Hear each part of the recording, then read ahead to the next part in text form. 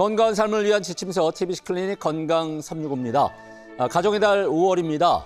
때가 때인 만큼 여기저기 선물할 때가 참 많이 있는데 이럴 때 건강검진의 기회를 한번 선물해 보는 건 어떨까 싶습니다. 사랑하는 우리 가족들에게는 더없이 뜻깊은 그런 선물이 될 것 같습니다. 자, 오늘도 함께할 우리 건강 식구들 나와 있습니다. 어서 오세요. 안녕하세요. 반갑습니다. 반갑습니다. 반갑습니다. 자, 그럼 TBC 클리닉 건강 365 오늘 순서 지금 출발합니다.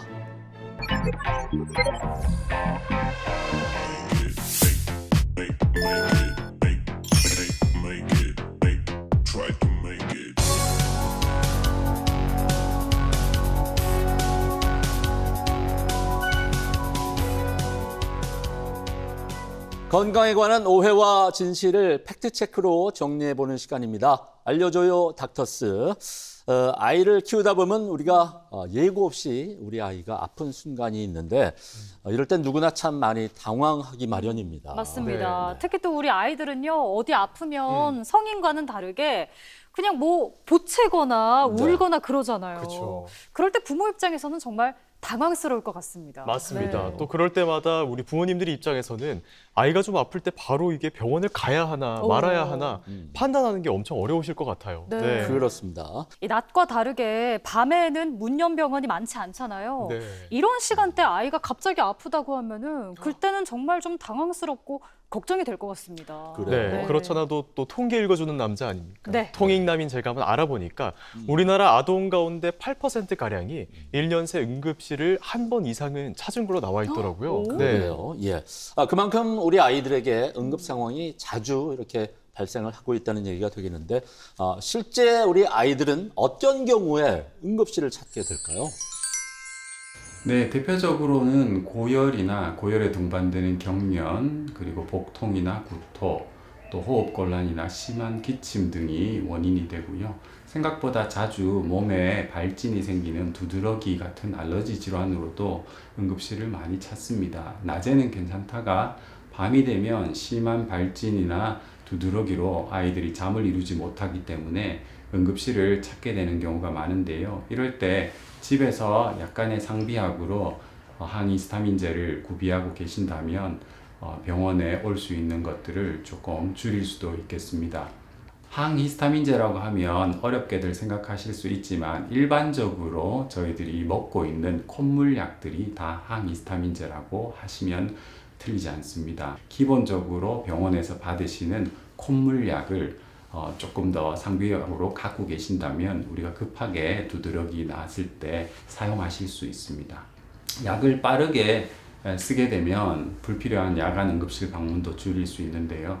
특히 6개월쯤 되었을 때 아이들에게 이유식을 챌린지 하는 경우가 많습니다. 이유식 테스트를 하실 때도 책대로 삶은 계란을 아주 소량 먹여야 되는데 계란 흰자를 한꺼번에 많이 먹인다든지 해서 아이들의 입술과 눈이나 얼굴이 퉁퉁 부어서 응급실을 찾는 경우가 꽤 생각보다 자주 있습니다.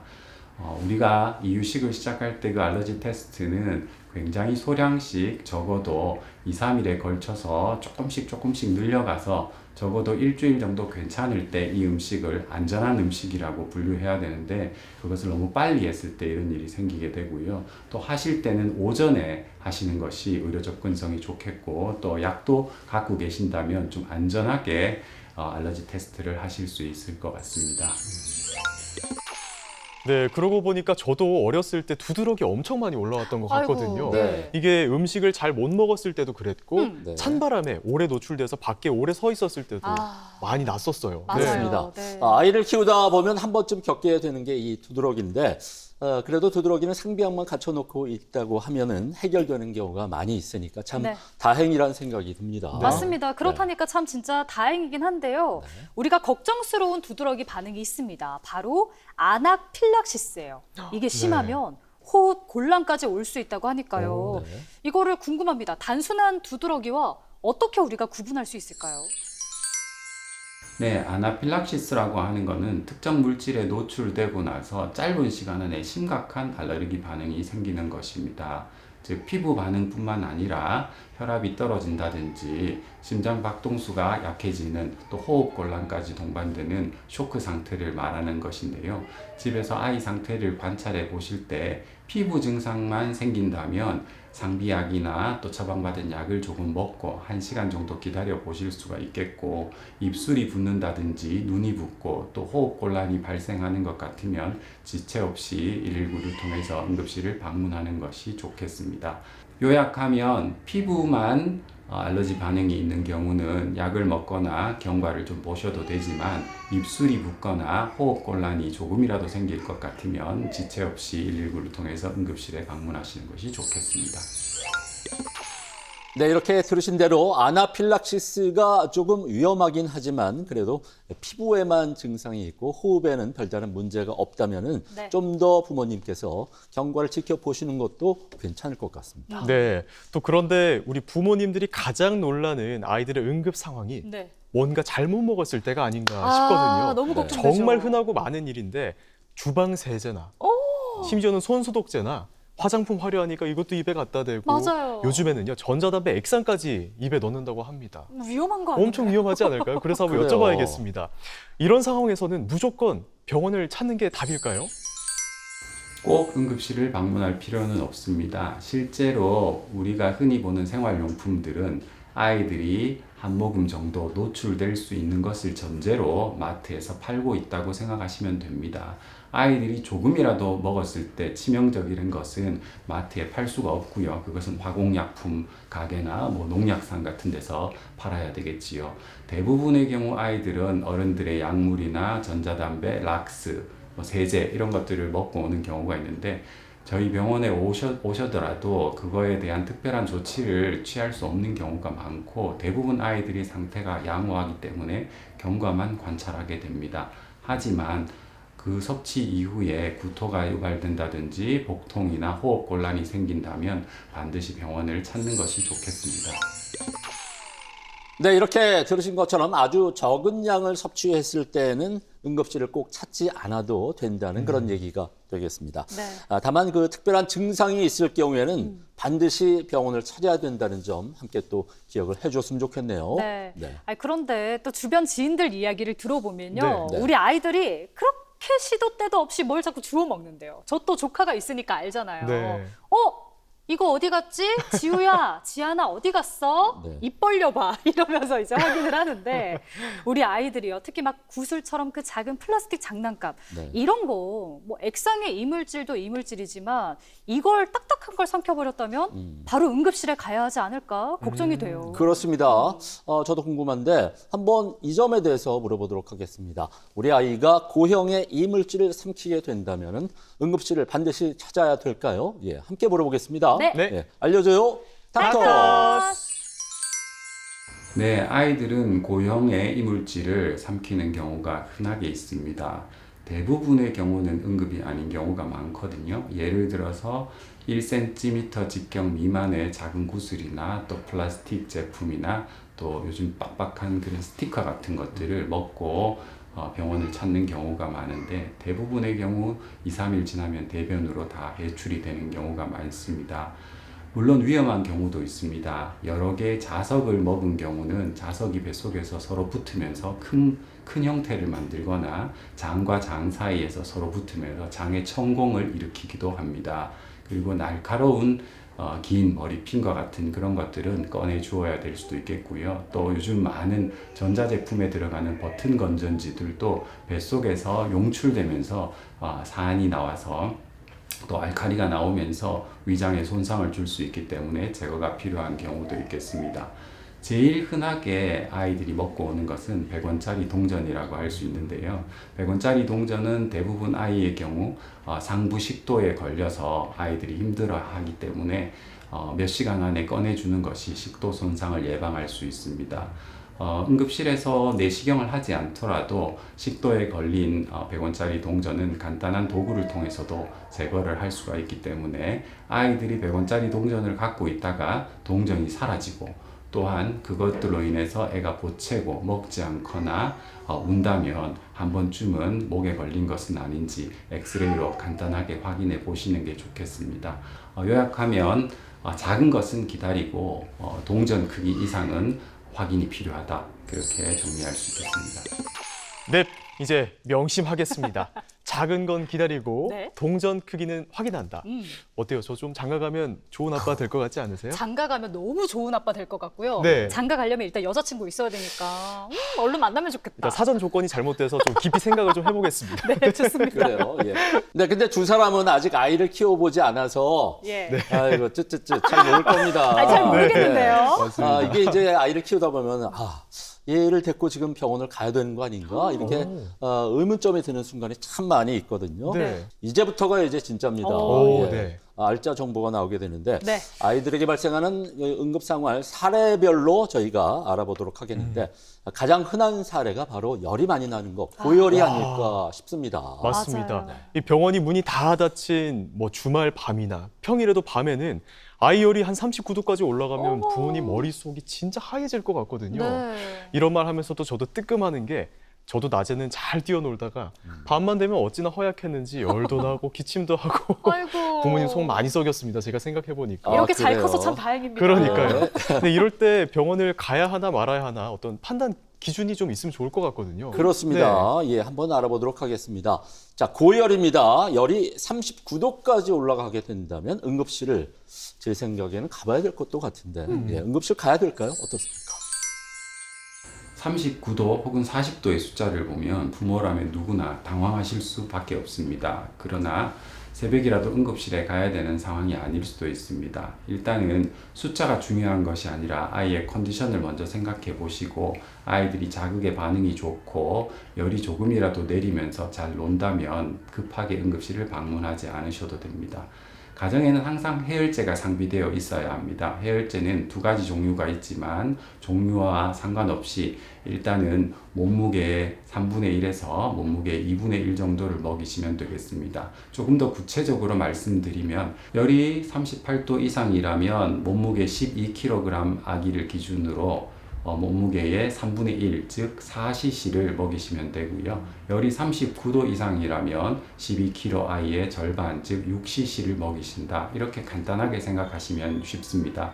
해열제 종류는 아시는 것처럼 아세토아미노펜 계열과 브루펜 계열이 있는데 둘 다 상관없이 그저께 용량을 잡으시면 되고 둘 중에 잘 듣는 것을 사용하시다가 하루에 5번에서 6번까지 먹여야 될 상황까지 벌어진다면 다른 제제를 교차해서 먹이시는 것도 방법이 되겠습니다.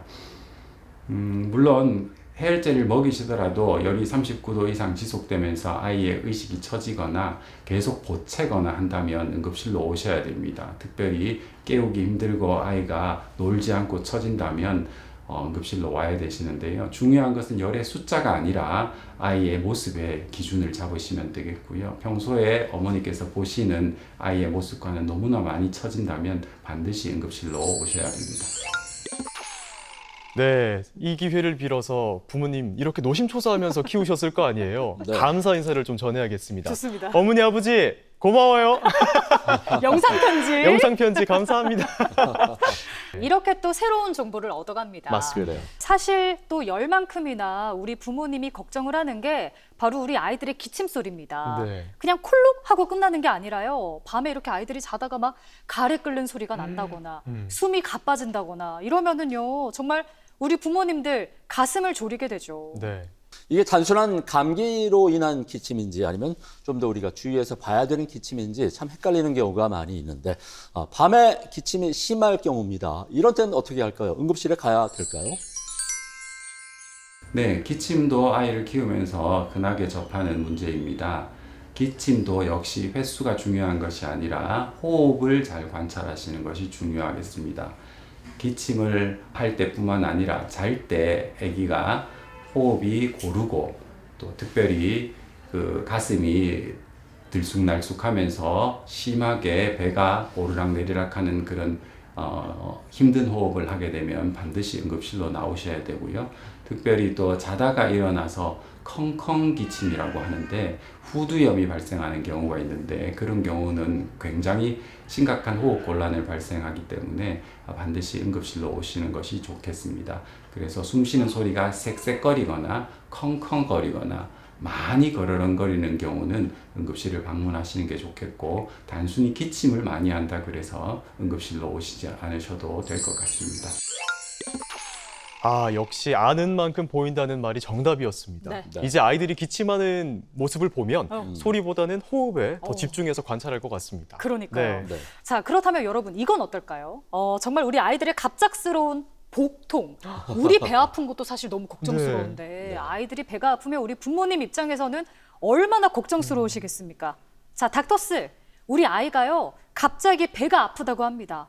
이거 혹시 큰 병일 수가 있나요? 아이들이 아침에 열도 없이 갑자기 복통을 호소하면서 응급실로 오는 경우가 있습니다. 상당히 많은 수가 평소에 변비가 심해져서 분변 축적이라고 변이 많이 차서 갑작스러운 폭발적 복통을 호소하는 경우가 되겠습니다. 그런 경우에는 간단히 엑스레이를 찍고 관장을 하고 나면 변을 보고 나서 굉장히 호전되어서 아이들이 힘들게 왔던 아이들이 뛰어서 집에 돌아가는 것을 보게 됩니다. 물론 관장을 하고 나서도 복통이 남아 있거나 그 이후에도 순간 나아졌던 복통이 다시 심해진다면 반드시 초음파 검사나 CT를 찍어서 다른 병변을 찾아보아야 됩니다. 일시적인 관장에 의한 효과가 있을 수 있기 때문에 주의하셔야 하지만 대체적인 복통의 갑작스러운 복통의 원인은 분변 축적이라고 볼 수 있겠습니다. 네, 지금부터는 아이들이 배가 아프다고 호소를 하게 되면은 절대 꾀병으로 생각해서는 안 될 것 같습니다. 네. 특히 아침에 배가 아프다 이런 얘기를 하게 되면은 변이 때문일 수도 있다고 하니까 그럴 경우에는 관장부터 한번 시켜보는 게 좋을 것 같습니다. 네, 알겠습니다. 그리고 또 어른 아이 할 것 없이요 복통만큼 흔하게 나타나는 게 있습니다. 바로 구토입니다. 네. 그런데 다른 질환과 동반해서 나타나는 경우가 네. 있기 때문인데요. 네. 이거는 제 생각만은 아닌 것 같아요. 저보다 네. 훨씬 경력직인 우리 MC님. 그렇죠. 공감하시나요? 네, 제가 훨씬 경력직이긴 한데 이 문제는 저도 조금 헷갈립니다. 예. 구토도 얼마나 오래 하는지에 따라서 응급 상황인지 아닌지 달라질 수도 있을 것 같은데 구체적으로 구토를 몇 회 하게 되면 응급실을 찾아가 봐야 될까요? 네, 기본적으로 저희들이 구토의 횟수는 3회를 기준으로 합니다. 3번이 넘어가면 제법 심각한 구토를 하고 있구나라고 생각하면 되는데 구토의 횟수보다도 지속성이 더 중요합니다. 특히나 가장 중요한 것은 먹지 않아도 구토를 하는 경우는 많이 심각한 경우이기 때문에 반드시 병원을 오셔야 되고요. 물만 먹어도 구토하는 경우라면 일단은 횟수와 지속성 여부를 보시고 탈수가 진행되는 것 같으면 병원을 찾아서 수액을 맞으시는 것이 좋겠습니다. 구토는 조금씩 하지만 그래도 일정하게 먹을 수 있다면 일단은 미음을 주시는 것이 가장 현명한 방법입니다. 대개는 이온음료 같은 것들을 주시는데 이온음료는 당이 너무 높아서 장에 별로 도움이 되지 않고요. 가장 좋은 것은 미음이고 또 병원에서는 또 먹는 수액 같은 것들을 처방을 해주시고 하기 때문에 그런 것들이 집에 있다면 먹이는데 중요한 것은 굉장히 천천히 먹이셔야 된다는 것입니다. 우리가 응급실에서 맞는 수액을 생각해 보면 수액이 빨라도 1시간에 100cc가 들어갑니다. 그러면 우리가 먹는 것도 1시간 동안 100cc를 고르게 나누어서 먹인다라는 그런 인내심을 가지고 먹이시면 훨씬 덜 토하게 되겠고 그러면 수액 치료 없이도 가정에서도 충분히 아이의 탈수를 예방할 수 있겠습니다. 네, 이 잘 놀던 아이가 갑자기 구토를 이렇게 하는 것도 걱정되는 상황인데 네. 반대로요. 억지로 구토를 좀 시키게 해야 되는 상황도 있지 않을까요? 네. 당연히 있지 않나요? 네. 만약에 아이가 뭘 잘못 먹었다. 어. 그러면 억지로 이렇게 그러니까요. 토하게 해서 네네. 다 뱉어내게 해야 될 것 같은데요. 그래요. 예. 장예원 씨 경력직이라고 했는데 좀 아닌 것 같아요. 왜요? 이런 문제 같은 경우는 예. 바로 토하게 해야 된다. 조금 그 시간을 두고 경과를 지켜봐야 되지 않을까. 제 생각은 일단 그렇다는 얘기가 되겠습니다. 근데 네. 닥터스에게 물어봐야 확실한 거. 그렇습니다. 우리가 정답을 알 수가 있으니까 한번 물어보겠습니다. 아이가 뭔가를 삼킨 것 같은데 바로 토하게 하는 게 맞을까요? 예, 함께 외쳐봅니다. 알려줘요. 닥터스. 예전부터 많이 헷갈려 하시는 부분입니다. 그러나 앞서 말씀드린 것처럼 우리가 요즘 흔히 생활용품에서 만나는 것들은 아이가 웬만큼 먹더라도 크게 위해를 끼치는 경우가 없기 때문에 심하게 구토를 유발하는 것 자체가 아이에게 더 위험한 경우가 많습니다. 요즘은 응급실에 와서도 위세척이라든지 그런 것을 하는 경우는 거의 없겠고요.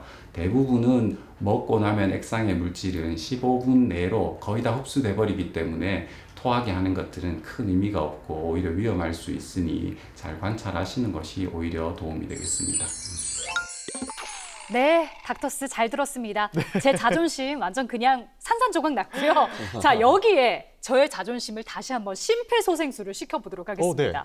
자, 지금까지 저희가 열, 기침, 복통, 구토, 웬만한 응급 상황은 다 지금 알아봤잖아요. 네, 그래요. 여기서 진짜 무서운 거 하나가 나오지 않았습니다. 뭔지 아시겠어요? 저 눈치챈 것 같습니다. 벌써? 경련 아닐까요, 경련?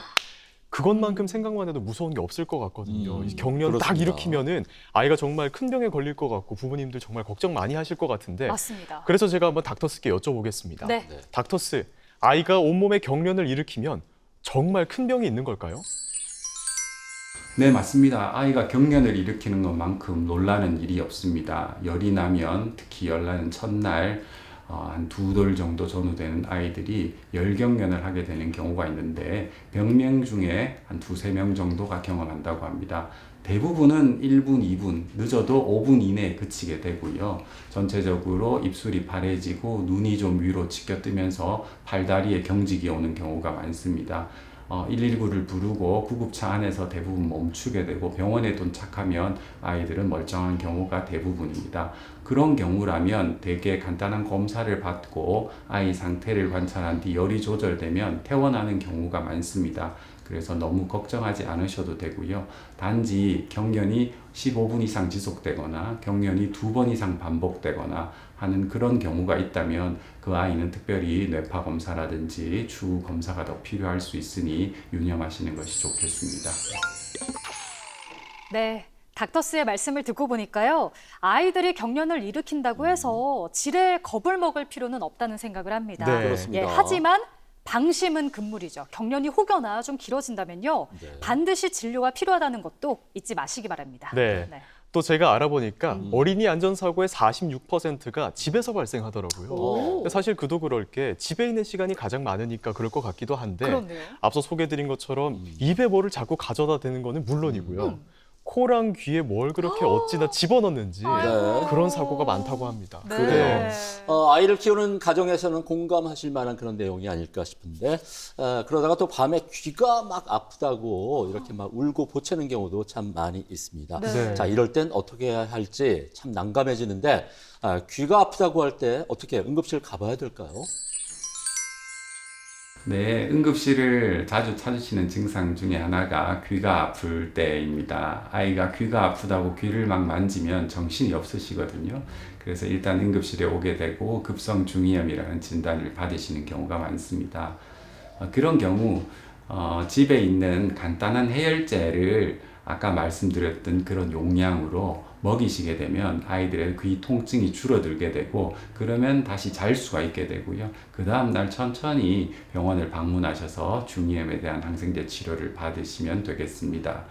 대신에 이런 경우는 바로 응급실로 오실 수도 있는데요. 귀에서 물이 난다든지 피가 난다든지 해열제를 먹였는데도 아이가 계속 보채면서 잠을 못 이루는 경우에는 다른 심각한 문제가 있을 수 있으니 병원을 찾으시는 게 좋겠고요. 전반적으로 뭐 해열제를 토한다든지 컨디션이 처지면 병원을 오시는 것이 좋겠습니다. 요약하면 귀가 아픈 것보다는 아이의 상태를 보시고 해열제를 한번 주시고 열이 없더라도 해열제를 한번 주시고 통증이 완화되면 그 다음날 병원을 가셔도 됩니다. 네, 들으신 것처럼 귀가 아플 때도 아픈 정도보다는 아이의 상태가 어떤지를 면밀하게 살피는 게 더욱더 중요하다는 것 우리가 기억을 했으면 좋겠습니다. 네. 아니 이렇게 귀 얘기가 나와서 말인데요. 네. 저 정말 궁금한 게 네. 귀지는 어떻게 해야 되는지가 궁금합니다. 어떤 사람은 네. 이제 귀를 파줘야 한다. 네네. 귀를 깨끗하게 해줘야 한다 하는데 또 어떤 사람은 아니다. 그대로 둬도 된다. 그래요. 안 파도 된다 이러거든요. 네. 아니, 궁금합니다. 저는 일단 샤워하고 맨날 귀를 파는 사람인데. 저도요. 예. 네. 닥터스 어떻게 해야 돼요? 대체 누구 말이 정답인가요? 네, 귀지에 대해서 정말 많이 질문을 하십니다. 귀지는 정상적으로 웨이도를 보호하는 기능을 갖고 있습니다. 하지만 그것이 너무 많게 되면 귀를 막아버리게 되고 저희들이 병원에 왔을 때 중이염 여부를 확인하기도 어렵고 심지어 귀마개처럼 귀를 막고 있는 아이들도 있게 되기 때문에 혹시나 청력도 걱정되는 것이 사실입니다.